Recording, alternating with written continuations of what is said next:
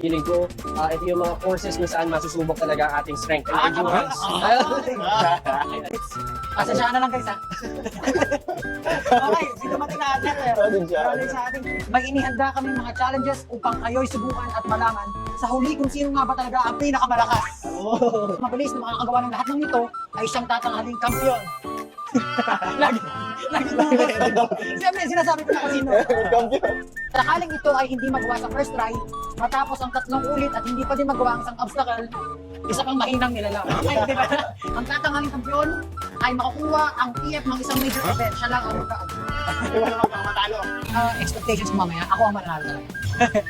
Pero, ayun nga, katulad sinabi ko, kahit ano pa man, hindi pa nagsisimula ang paligsahan, may panalo na. Kaya na, let's go! Let's go! Let's go! Let's go! Sparta! Dadaan! Ang kasukasuan! Napakahusay mo! Ayun na siya! Oh my God! Oh! Let's go! Sila! Balik! Let's go!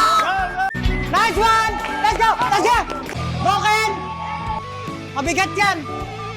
Inom ka muna ng tubig! Inom ka muna ng tubig! Go, Ken! Go, Ken! O, talon! Okay! Yun!